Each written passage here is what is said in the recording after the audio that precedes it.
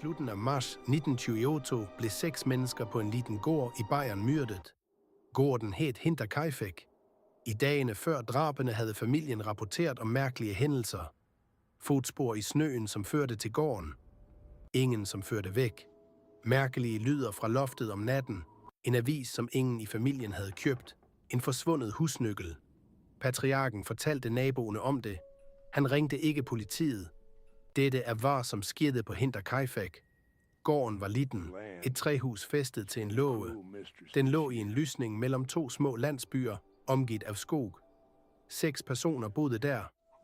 Andreas Gruber var 36 år gammel, en bonde. Vanskelig, sagde naboen hans. Hans kone Cecilia var 72. Deres enker datter, Victoria Gabriel, var 35. Hun havde 2 børn. Cecilia, opkaldt efter bedstemoren, var 7. Josef var 2. Og på drabsdagen ankom en ny hushjælp. Maria Baumgartner. Hun var 44. Maria havde været på gården i mindre end 12 timer, da hun blev dræbt. Dette er en del af det, som gør sagen uvanlig. Det er en af de mest grundigt dokumenterede, uopklarede drabene i tysk historie. I dagene før drabene alarmerede flere hændelser Andreas Gruber. Den første hændelsen var fodspor i snøen. De førte fra kanten af skoen til baksiden af lågen. Ingen fodspor førte tilbage. Andreas gik rundt ejendommen 2 gange. Han fandt ingen udgangsspor. Natten på samme dag kom lyder fra loftet. Skridt, møbler, som blev flyttet. Andreas gik op med en lanterne. Han fandt ingenting. Ingen forstyrrelse. Så forsvandt en husnøkkel. Så dukkede det op en avis på køkkenbordet, som ingen havde taget med hjem. Andreas fortalte den lokale ordføreren om alt dette. Han kontaktede ikke politiet. Han fortalte naboerne sine. De sagde senere, at han virkede plaget. Natten den 31. marts 1928 skete det noget i lågen. Familien gik til lågen efter middag for at stille dyrene. Alle 4 voksne plus den 7 år gamle Cecilia gik ind. Inde i lågen blev de dræbt. Våbenet var en hakke.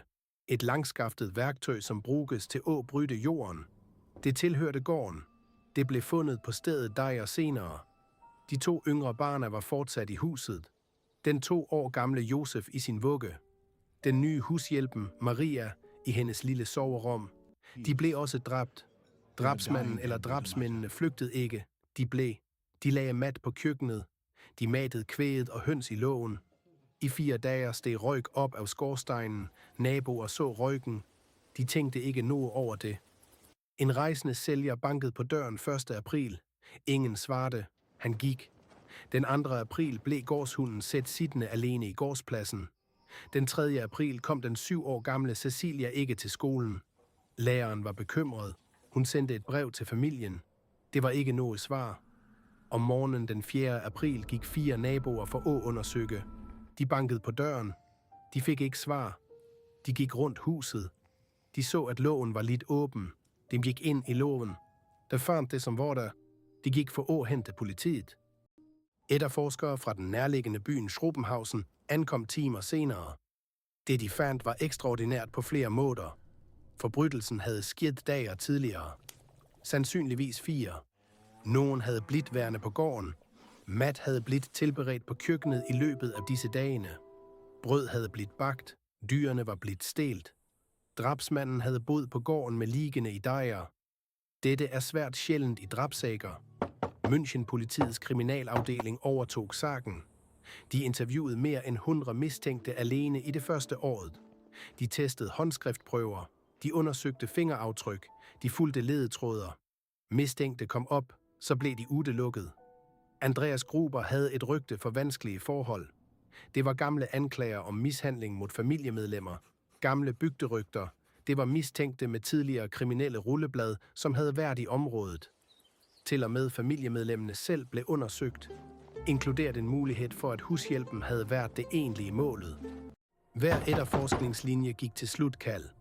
I året efter drabene blev skallene til de 6 ofrene sendt til München for retsmedicinsk undersøgelse. Specialister undersøgte dem for ledetråder. De lærte ingenting nyttigt. I 1944, under 2. verdenskrig, ødelagde et allieret bombeangreb det münchenske laboratoriet, hvor beviserne blev opbevaret. Skallene gik tabt. De blev aldrig genfundet. Selve gården blev revet i 1928, et år efter drabene. Lokalbefolkningen anså den som forbandet. Landet blev returnet til skog og åker. I dag er det et lille mindekors på det tidligere stedet. Sagen har blivet genåbnet flere gange. I 1986 udforskede en ny efterforskning en tidligere mistænkt.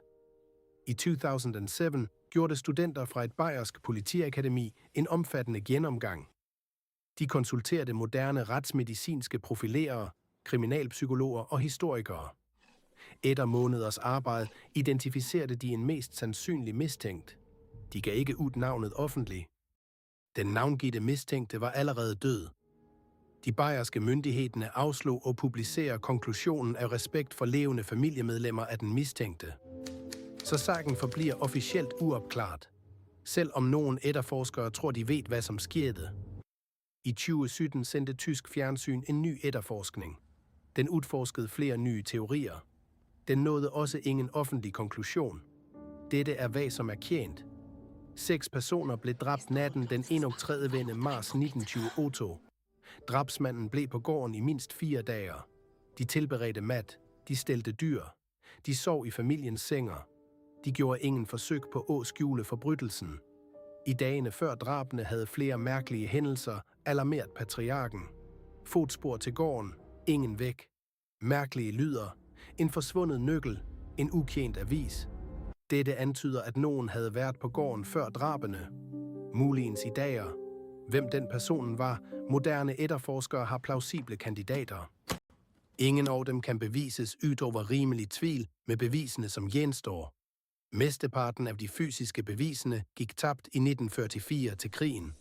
Vidnerne, som kunne tale personligt, har alle død af naturlige årsager for længe siden.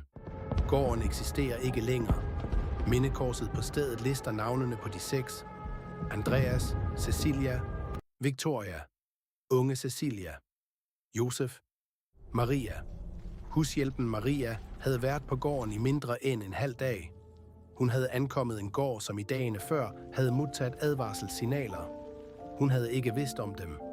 103 år efter at det skete, har vi en efterforskning, som har identificeret en sandsynlig mistænkt. Vi har en konklusion, som ikke har blivet offentliggjort af respekt for efterkommere.